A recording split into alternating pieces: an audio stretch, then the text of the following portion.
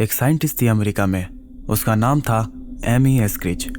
और एक दिन उसने अपने एक दोस्त को मैसेज किया, अगर कभी तुम्हें कोई बोले कि मैंने खुद को मार लिया तो यकीन मत करना। 3 महीने बाद वो मर गई। Amy Eskridge is one of those who is dead. We know what happened to her. She's dead. We don't know how she died. It was ruled a suicide, but और ऑफिशियली सुसाइड। 11 साइंटिस्ट और defence officials या तो मर गए या simply गायब हो गए। कोई रॉकेट साइंटिस्ट थे, कोई न्यूक्लियर फिजिसिस्ट, कोई रिटायर्ड एयरफोर्स जनरल, और इनमें से काफ़ी लोग किसी न किसी तरफ से एक चीज़ से कनेक्टेड थे, यूएफओस, या जो आजकल कहते हैं यूएपीस। ये एक कॉन्स्पिरेसी थ्योरी नहीं है, ये केसेस अभी FBI और व्हाइट हाउस के डेस्क पर है। Federal officials and lawmakers are investigating cases of 11. Almost a dozen top space and nuclear researchers died or disappeared in mysterious circumstances. Either killed, died, or went missing. They all had one thing in common: knowledge of highly classified information. तो आइए समझते हैं कि actually हो क्या रहा है।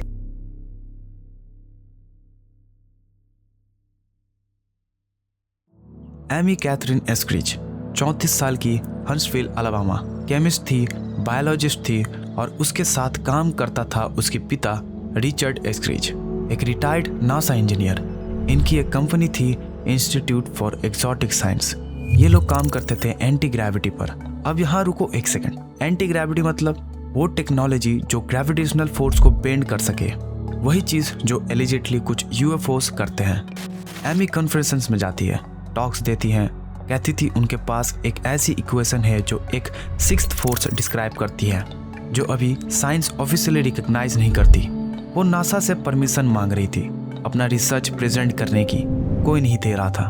2020 के बाद एमी ने कुछ और भी करना शुरू किया। उसने कांटेक्ट किया एक रिटायर्ड ब्रिटिश इंटेलिजेंस ऑफिसर को, नाम था उसका Frank Milburn. Sort of, UAP and phenomena in general, it's like the greatest enigma, it's the greatest story that has yet to be told. Amy ने उससे बताया कि उसे डायरेक्टेड एनर्जी वेपन से टारगेट किया जा रहा है, मतलब कोई इनविजिबल वेपन जो उसके हाथों और बॉडी पर माइक्रोवेव बर्न्स कर रहा है। उसने मिलबर्न को स्क्रीनशॉट्स दिए, मैसेज दिए, डॉक्यूमेंटेशंस दिए, और फिर उसने लिखा, अगर तुम सुनो कि मैंने सुसाइड कर ली तो ये झूठ है। Amy dead. Official ruling, suicide by self inflicted gunshot. Milburn आगे आया। उसने एलिगेशंस लगाई कि एमी को एक यूएस प्राइवेट एरोस्पेस कंपनी ने मार दिया क्योंकि वो यूएपी सीक्रेट्स के बहुत पास पहुंच गई थी। जर्नलिस्ट माइकल सेलेनबर्गर ने ये बात कांग्रेस तक पहुंचाई, लेकिन एमी के पिता रिचर्ड ने खुद रिपोर्टर्स को कहा, मेरे बेटी की मौत में कुछ भी सस्पिशियस नहीं था। साइंटिस्ट भी मरते हैं जैसे बाकी लोग मरते हैं, तो कौन सच बोल रहा है? मिलबर्न जो ये कह रहा है ये मर्डर है, या वो पिता जो अपनी बेटी को खो चुका है? अभी तक कोई प्रूफ नहीं, सिर्फ एक मैसेज और एक मौत।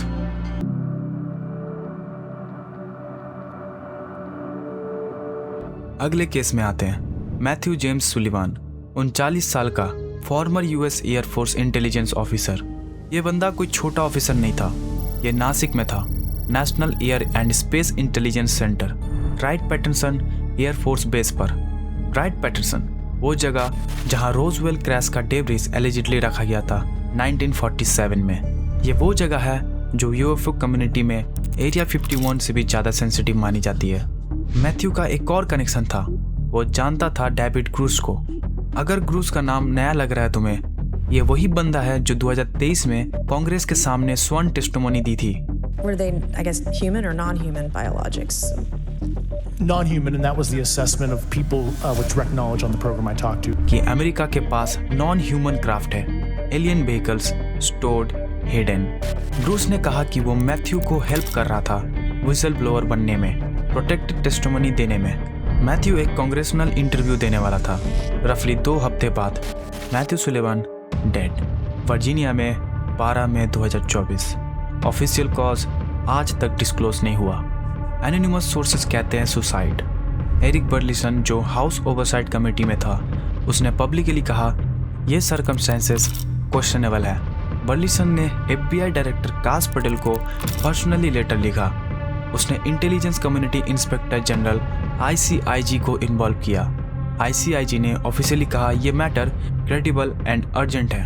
FBI को रेफरल गया और FBI ने पब्लिक में कुछ नहीं बोला, सिर्फ इतना कि वो क्रेडिबल रेफरल्स रिव्यू करते हैं। एक बंदा जो एलियन सीक्रेट्स जानता था, जो टेस्टिमोनी देने वाला था, वो मर गया और गवर्नमेंट चुप है।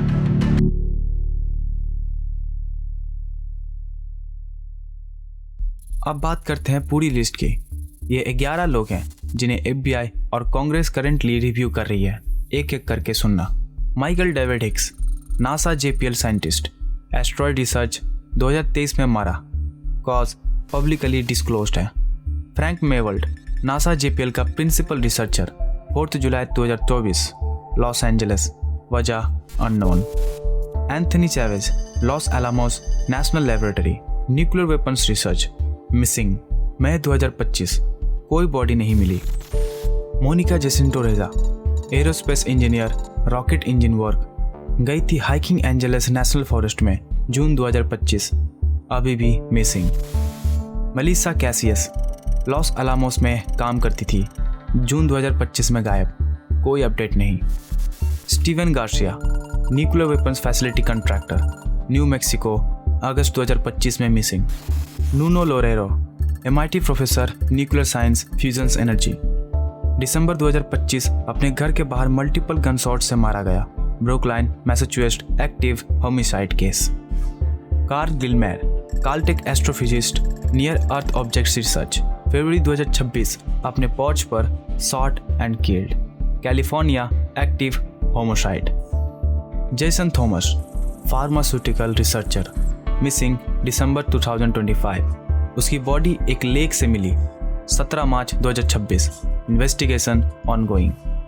William Neil McCasland, retired US Air Force major general, AFRL commander, Wright Patterson पर, मिसिंग सिंस 27 फरवरी 2026। और एमी एस्क्रिच। 11 लोग scientist, defence officials, nuclear researchers 2022 से लेकर 2026 के बीच या तो मर जाते हैं या तो फिर गायब हो जाते हैं।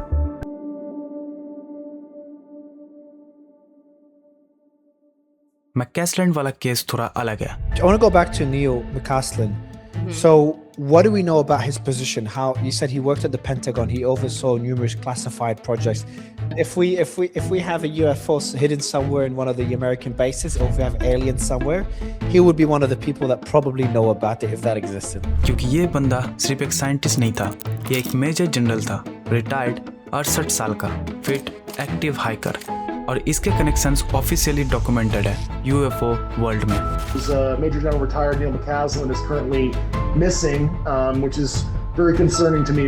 2016 में विकीलीक्स ने कुछ ईमेल्स लीक किए। ये ईमेल्स थे टॉम डिलोंग के, वही बंदा Blink-182 का सिंगर जो बाद में टू द स्टार्स एकेडमी बनाया UFO रिसर्च के लिए। डिलोंग ने क्लिंटन कैंपेन चेयर जॉन पोडेस्टो को ईमेल किया। उसने लिखा मैकैसलैंड उसका की एडवाइजर है सेंसिटिव टॉपिक पर, वो टॉपिक UFOs UAPs। डिलोंग ने लिखा कि मैकैसलैंड राइट पैटिसन के सेंसिटिव डिवीजन हेड करता है जहां allegedly non human material store है। पोडेस्टा मैकैसलैंड से मिलने वाला था। 27 फरवरी 2026 फ्राइडे मॉर्निंग एल्बुक्वेर्के न्यू मैक्सिको एक रिपेयरमैन मिलता है मैकैसलैंड से 10 बजे। उसकी वाइफ मेडिकल अपॉइंटमेंट पर जाती है 11:10 बजे, वापस आती है 12:04 बजे। मैकैसलैंड gone. April, how may I help you? Hi, April. My name is Susan Wilkerson. My husband is missing. Okay. And it's been about 3 hours. उसने छोड़े phone, prescription glasses, fitness device जो लिया, हाइकिंग बूट्स, वॉलेट और एक 38 calibre revolver. Silver alert issue हुआ, search parties निकली, FBI assist कर रही थी। अप्रैल 2026 तक कोई ट्रेस नहीं। मैकैसलैंड की वाइफ ने पब्लिकली कहा ये UFO से रिलेटेड नहीं है।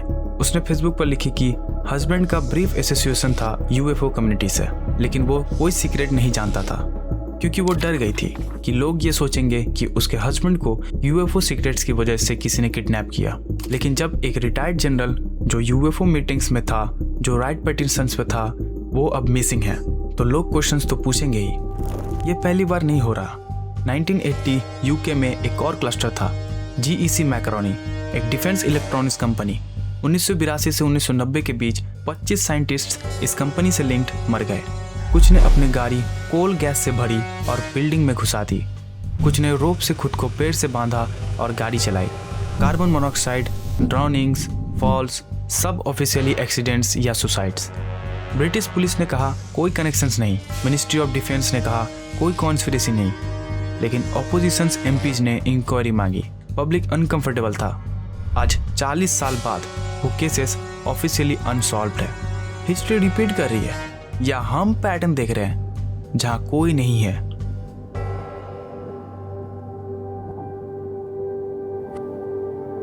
अब एक ऑनेस्ट बात करते हैं। व्हाइट हाउस, FBI और DOD इनके ऑफिशियल स्टेटमेंट्स क्या है? उन्होंने कंफर्म किया है कि ये केस अंडर रिव्यू है। उन्होंने कंफर्म किया है कि रफली 10 केसेस देखे जा रहे हैं। उन्होंने कंफर्म किया है कि कोई कनेक्शंस अभी इस्टेब्लिश नहीं हुए इनके बीच। वो ये नहीं कह रहे कि ये सब अनरिलेटेड है। वो कह रहे हैं कि अभी तक कोई लिंक नहीं मिला। स्केप्टिक्स जैसा न्यूरोलॉजिस्ट स्टीवेंस नोवेला ये पॉइंट करते हैं, एक कंट्री में जहां लाख की संख्या में साइंटिस्ट और डिफेंस वर्कर्स हैं, स्टैटिस्टिकली कुछ लोग हर साल मरेंगे, एक्सीडेंट्स होंगे, सुसाइड्स होंगे, मिसिंग पर्सन्स होंगे। ऑनलाइन लिस्ट्स वो कंफर्म बायस पे चलती है। तुम एक पैटर्न ढूंढो तो तुम्हें मिलेगा। लेकिन ये भी सच है कि मैथ्यू सुलिवान कांग्रेसनल टेस्टिमोनी से पहले मरा, कि एमी ने लिखा था if I die it wasn't suicide, कि मैकैसलन एक ऐसी जगह का कमांडर था जहाँ एलिजिडली एलियंस डेब्रिस है और वो सिंपली चला गया, कि लॉस अलामोस एक न्यूक्लियर वेपन्स रिसर्च सेंटर से 3 अलग लोग 3 अलग मंथ्स में मिसिंग है। ये सब कोइंसिडेंस हो सकता है, लेकिन ये बहुत ज्यादा कोइंसिडेंस है।